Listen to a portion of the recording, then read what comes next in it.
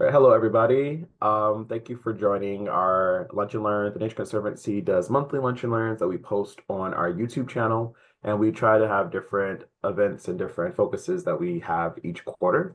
So the last quarter of 2024 has been largely focusing on agroforestry, and today we have Emilie Tweardy, who is a agroforester with Appalachian Sustainable Development, and also facilitates their Ask an Agroforester program, or rather webinar series, which I love, and I also recommend everyone check that out as well. Um, and the reason why this is coming up is because agroforestry is a growing practice within North America and globally. And also the Nature Conservancy has some funding through our Expanding Agroforestry Project to help incentivize some plantings in North America. And there's a multitude of other programs that help also supplement the EAP and promote these plantings. So I want to turn over to Emilie just to talk about some of the feasibility of fitting agroforestry onto one's farm. Awesome. Well, thanks so much, AJ. Thanks for the intro. Happy to be here. And yeah, my name is Emilie Tweardy. I work for Appalachian Sustainable Development. My position there is agroforester.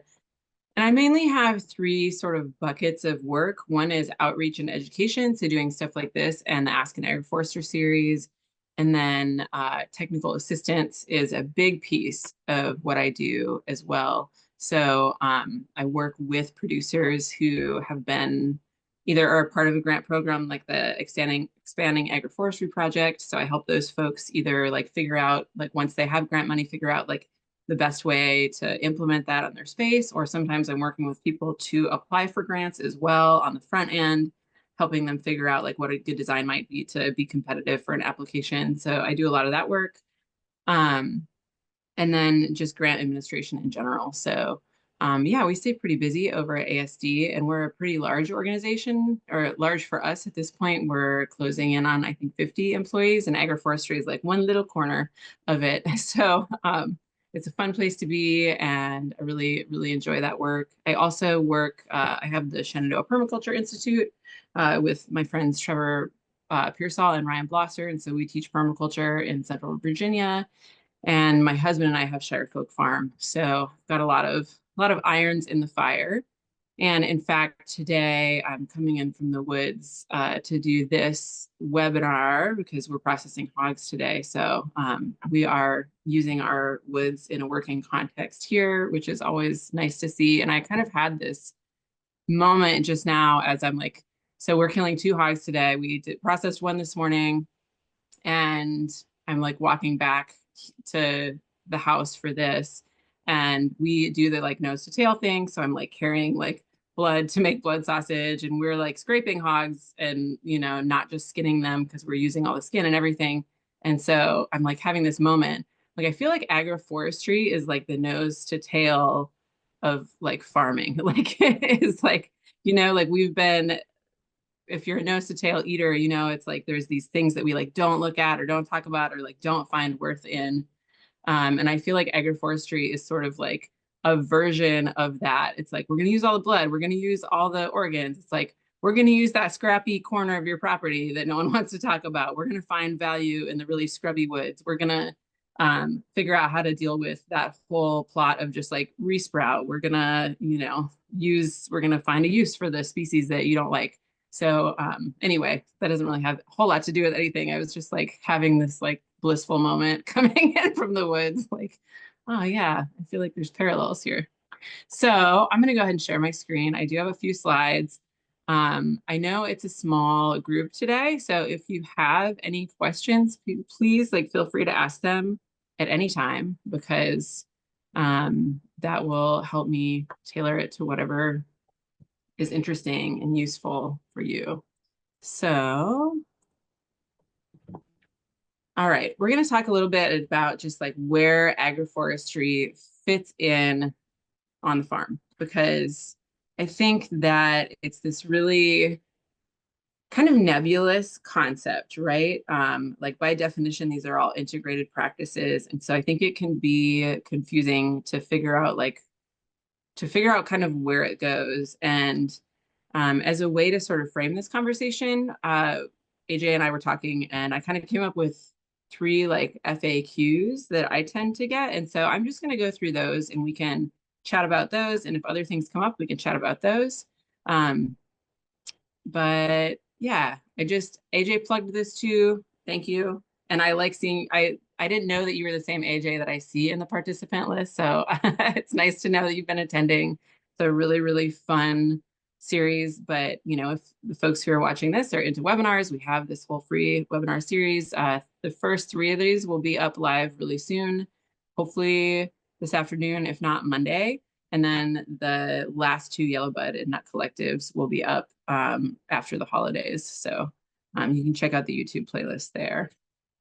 So I know y'all have talked about this, but it's just like a reminder that, you know, what makes this so complicated is that we are talking about forestry and agriculture together. And, you know, this like mashup word really also means that we have these like mashup practices. So that inherently complicates things, which isn't necessarily a bad thing. It just means that like every time you introduce complexity into a system, you're also going to introduce complexity of management of the system. So it's important to think about that. So again, trees and shrubs plus crops and or livestock, smushing these things together. And then often the common lingo that we need to be able to have is the NTFPs, the non-timber forest products. So like for us right now, I even consider like our hogs a non-timber forest product. We're not so much doing silvopasture with our hogs because we're not growing like pasture grassy species in the woods. We're more using our forest as like a forested like rangeland.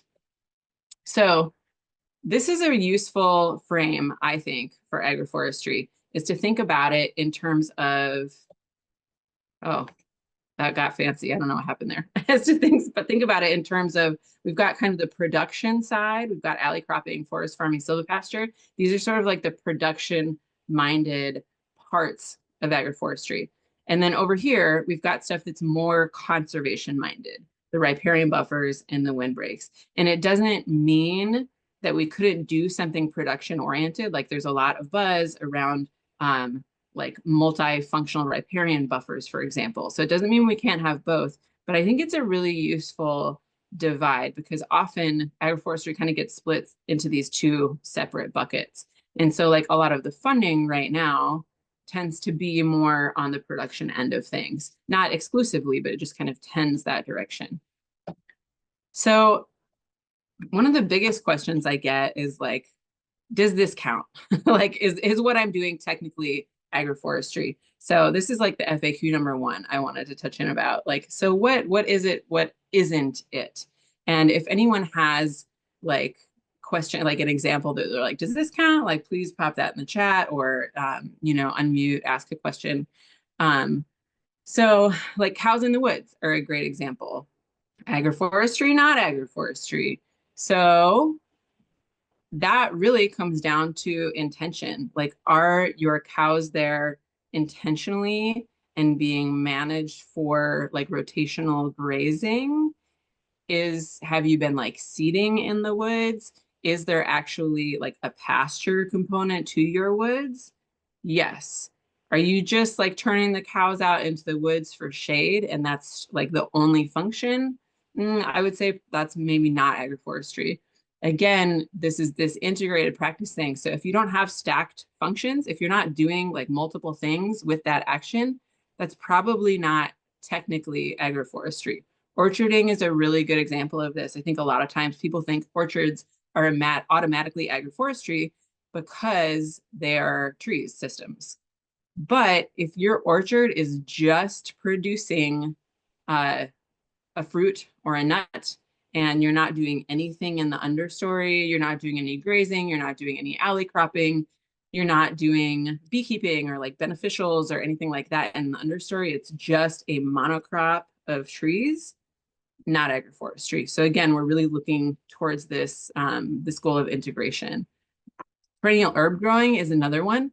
Again, we're working with perennials, but are we working in a diversified system?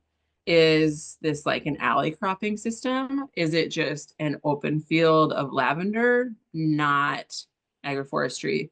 Is it a field of lavender that has maybe some overstory, other beneficial, fun floral species, running in the alleys. Maybe you've got willow plantings for wintertime cut florals or something like that. Then we're talking about alley cropping. So in general, if you're trying to figure out, like, does this work in under the umbrella of agroforestry, I think it's really useful to think about, are are there functions being stacked here? Is it, again, looking at that, just the straight up mashup of the word, are we doing the agriculture part and the forestry part at the same time? So I hope that's useful. And this is actually what this FAQ number 2, can it be profitable, is what AJ and I talked the most about. And I know this is where there are a lot of questions in the agroforestry world. So I want to spend some time on this. I want to also acknowledge that, like, while I have experience looking at the economics of this stuff, it's certainly not my forte. It's not like my expertise or strong suit. So I'll tell you what I know is that, yes, agroforestry absolutely can be profitable. And it's really important to recognize that a lot of these enterprises, a lot of these ideas are in their infancy. And so we have a lot of early adopters right now. Early adopters are really important. They're also often not like the most experienced adopters. That doesn't mean there's not room for them or that we shouldn't embrace them, right, within like the agricultural movement. And it means that just because like a beginning farmer has said, like, this is really like, this is the thing that we're going to do, like, we don't necessarily have models to prove that out. We don't necessarily have replication of these things. So I think the question of profitability is so individualized in agroforestry because these things are so individualized from farm to farm. Like, even, yeah, one silvopasture does not look like another silvopasture does not look like another silvopasture. They're all these things are incredibly tailored. And I think that's part of what makes agroforestry sort of, I don't know, mystifying sometimes, is that we don't have like set recipes for things usually. And I think more than any farming that I've been involved with, there's a lot of like, and this part of this leans on my permaculture experience, but it's a lot of like, let's sit down and talk about this for a long time before we do anything. Like, let's really exhaustively plan and discuss. And for me, that always comes back to talking about the goals. And if anyone's heard me speak before, that's probably like annoying to hear because I'm always hammering on this, but it's so important. You can't really start any sort of farm planning without having the goals. Like, I work with a lot of folks who decide that they want to, be tree crop producers, for example. And that's great. I love it. And my first question is like, okay, what are the goals? It's like another way of, without being so annoying, of being like, why? So it's basically all about trying to figure out, what is the driver? Is it an economic driver? Within agroforestry, that can be a little tricky, right? Because we don't, a lot of times we don't have the market. Sometimes you're putting in acres of a product that you're not going to harvest for the next 10 years. And so you have this really long runway to actually build up a market, or to even find infrastructure to process this thing that you're harvesting. That's really common, is that people are planting things that right now there's no infrastructure for them to harvest and process. Like, nuts are a great example of this. They can be, mechanized harvest can be really expensive and very specialized. And so sometimes there's this really long runway. But a lot of times we sit down with people and it's like, okay, what are the goals? Why this crop versus this crop? And a lot of times it comes down to something very different than profitability. It comes down to like nostalgia, or, well, my grandfather had a pecan orchard and I grew up hearing about that and I've always wanted to do that. And so maybe they're looking for more family connectedness and it's a small project. And yes, we want it to be successful, but maybe the overarching goal isn't like just strict profit. You know, that isn't always the number one goal for people. So I think having those conversations are super, super, super important. But I also think that I remember when I was an early, like, I've been farming for close to 10 years. So I still feel like I'm pretty green, to be honest. And I remember really early on, people always saying, like, you need to have that product sold before it comes ready to harvest. And I always thought that was just like a crazy concept. I was like, that doesn't even make sense. Like, how can I have it sold? I don't know how much there's going to be. I don't know what that's going to look like. Um, but I think it's also a spirit, not letter thing. I think it is important if you are going to, most of the time we're investing in planting multiple acres of things in these agroforestry systems. If you're going to put multiple acres of something in, you better be thinking about sales avenues, right? So I think that that concept of like let's really think this all the way through from like day one planting to day one planning to like day 300 planting to day 600 maintenance, and then and onward through the years. Like what does my maintenance schedule look like in the first 3 years? What is my pruning schedule going to be? Am I going to be able to do that? Am I going to hire that out? Am I irrigating? What am I going to do in my irrigation breaks? Who's my tractor mechanic? All of these things, like really actually making a physical, like written out schedule of all of the actions through time up until harvest. And then post harvest, what does that look like? What is the post harvest handling? What kind of infrastructure do I need? Being really exhaustive in that exercise is probably the most important thing people can do to work towards profitability, in my opinion, here. And that's not like a groundbreaking or like revelatory thing to say. It's just due diligence, but it's like very detail oriented due diligence, because you not only in this field are you going to be sort of fighting uphill because this is like a new, and it's not new, like agroforestry's been around forever, that we're like returning to agroforestry now. But in terms of like marketing of these crops right now for consumers, these are new.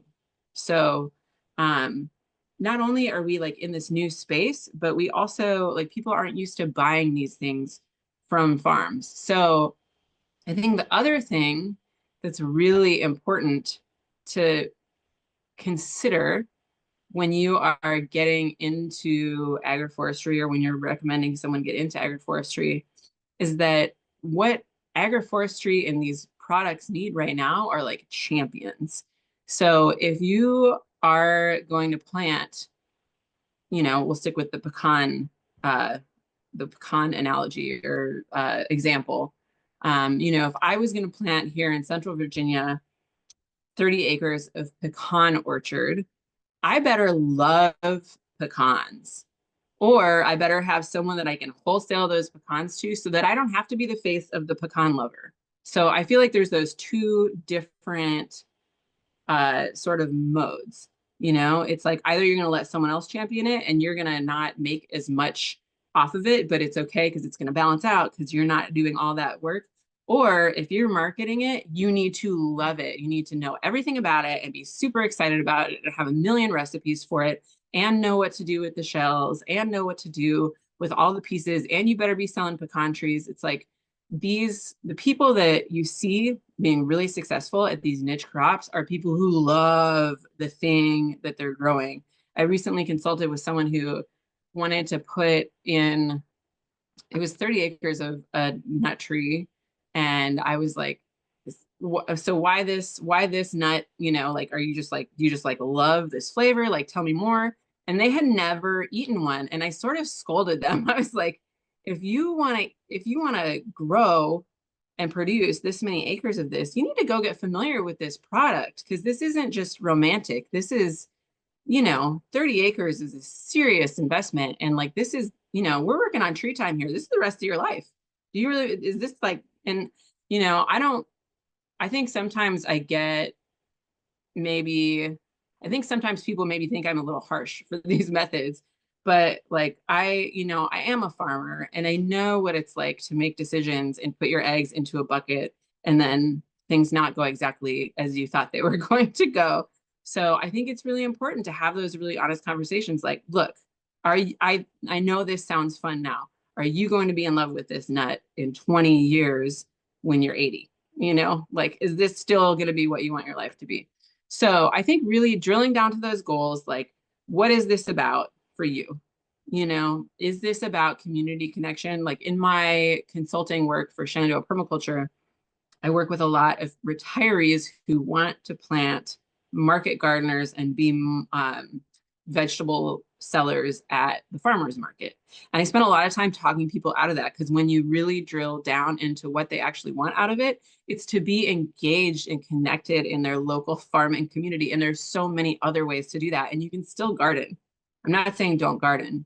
I'm saying in 10 years from now, when you're have finally got this successful farm, are you still going to want, now that you're 75, are you still going to want to be like bent over harvesting vegetables, right? So I think just really, really having those conversations and like really thoroughly diving into what can be sometimes like slightly awkward spaces is some of the most important groundwork you can lay towards profitable enterprises.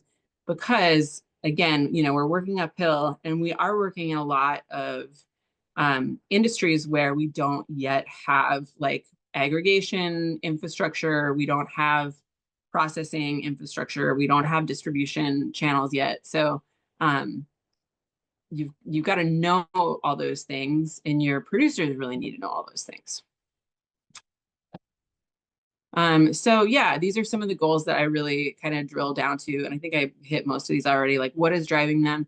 What are their strengths? What are challenges for these people? Maybe the strength is that they like are really well funded and they have great organizational capabilities and they're able to like hire a bunch of this out. Great. If they maybe aren't super well funded, like are they also, is someone bootstrapping this project and also working 40 hours off farm? That's not to say it can't be done, but is that actually going to be a workable balance in the long term? And are they even going to have capacity, even if they want to, and if their head's in the right place, they're going to have capacity to care for something just in their spare time? Like this, if we're trying to build a profitable farm, that's typically not just a like spare time enterprise to maintain and care for and prune and irrigate and fertilize and do all those things in a way that's going to be like getting something to harvestability in a profitable time frame. So yeah, I'm going to keep moving because I know we're moving through time.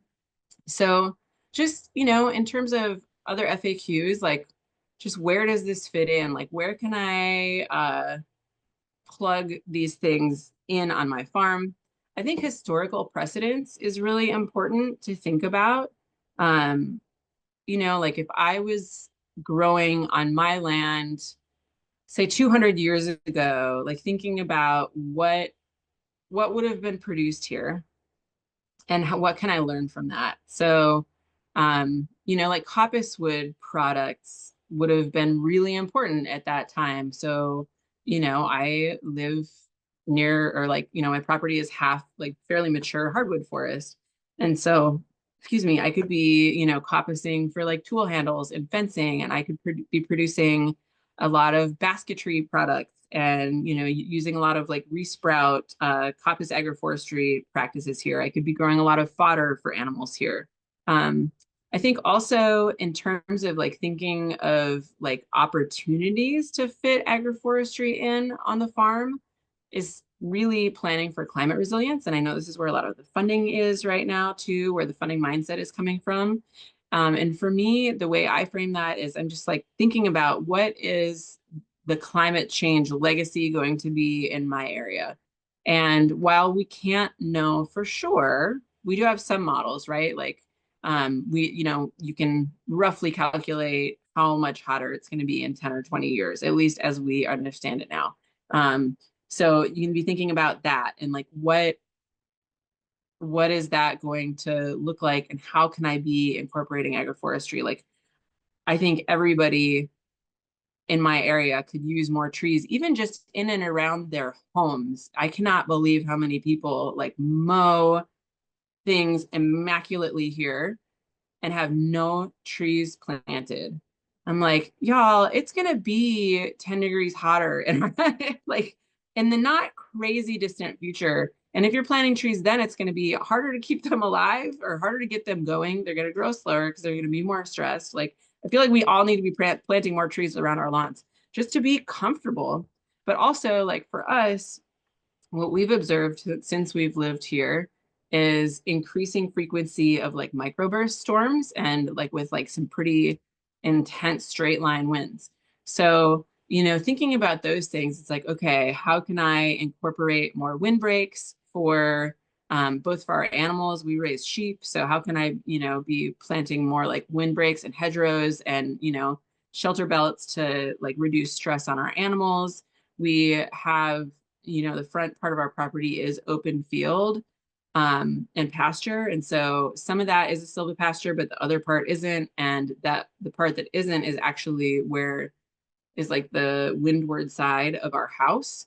And so it's like, just to like, again, make things more comfortable, but also make our area more resilient, like just breaking those intense winds that come up. And, what does that look like in your space? And how can these perennial forested systems kind of help mitigate some of these effects? And also niche markets. While we're building these, larger commodity markets, like we talked about, if I'm waiting on these pecans, maybe I should be producing animals in the understory in the meantime, or maybe I should be putting an alley crop in the understory so that I can be profitable in the near term. What does it look like for me to use agroforestry practices to like plug in other enterprises integrated into the ones that I'm already working towards?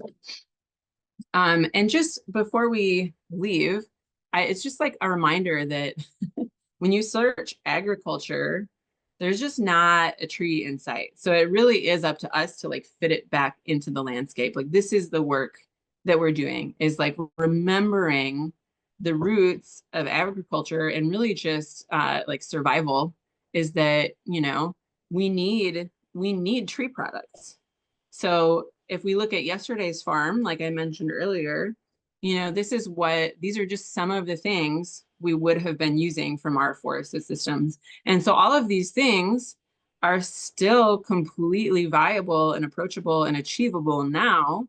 It's just we have to like learn to wrap our heads back around that. And yeah, I will leave it there. But yeah, thanks for having me. If there are any questions, I'm happy to answer them. I think we have like 1 or 2 minutes. So Uh, no, thanks, Emily. That was awesome. So many thoughts going on in my head, especially when you try to like think about like how it all ties together. Because I agree, like I'm not an agroforester, I'm not a farmer, but I love thinking about it. I think it's just very awesome. And like the potential it has.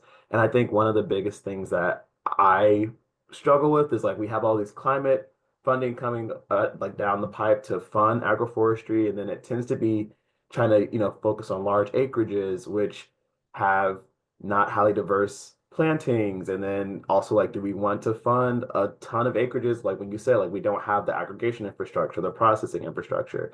So I do kind of like wonder if like I think agroforestry has so much potential, and I wonder like if we're trying to move it too fast in some regards when we kind of should like focus on smaller, more of that highly diversified production, instead of trying to like make agroforestry the new industrial ag, or it's like all mechanized and commercial. And I was just like wondering, I know we have no time, but this like a question is like the farmers you work with, do they largely have diversified systems? Because I'm seeing a lot of agroforestry being like, yeah, like 1,000 acre planting. And I'm like, oh, that's great. And it's like chestnut hay. And I'm like, that's great. But I thought we were gonna have a little bit more. I thought it'd be getting a little bit different. right.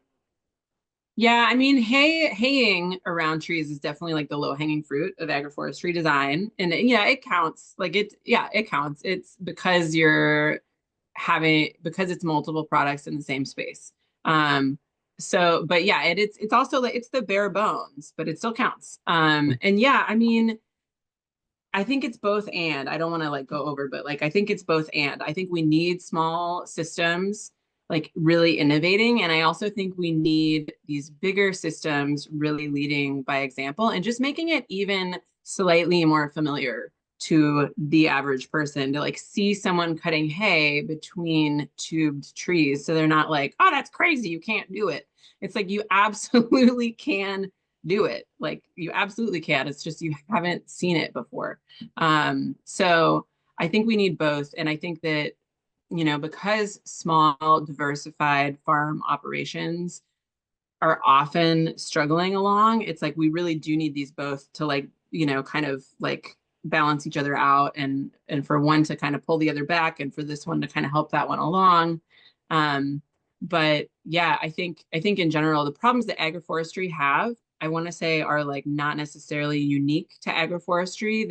It's like the problems that all small agroforestry practices, like that's the same stuff that's going on with all small farms, is that it's just incredibly hard to be profitable on a farm if you actually count yourself as a paid employee. Like so many of the farmers, new farmers are like, well, I'm doing great. And it's like, but they're not actually paying themselves. They're like, well, I'm profitable, but I don't have a salary. It's like, that's not the same thing. Um, and that's not that like what they're doing isn't worthwhile, but it's not the same thing. And so I think that it's the similar struggle of scaling to survive and figuring out how to do that in a sustainable way that like works within your lifestyle. So yeah. But thank you so, and like also one thing I'll plug is all of the things that you were talking about with the whole like asking those hard questions up front. University of Missouri has a darn it. They have a great book. It's called The Handbook Go for closer. Agroforestry Planning and Design. Ah, I hate this thing. Ah. Oh my God.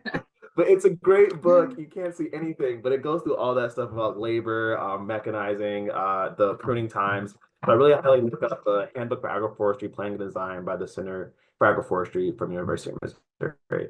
But thank you so Yeah, much, absolutely. Emily. That's This has a been great resource. awesome. Yeah, I Yeah, love happy that. to be And here. Thanks, AJ. but yeah, And thanks to no Adam and problem. Toby for being here too. Ooh, awesome. But yeah, I'll post this on our YouTube and I'll share it out with everyone later. This has been great. But yeah, good luck with those hogs. Have a fun time with that. Thanks. I'm gonna go get them done. All right. Bye, everyone. Take care. Happy holidays.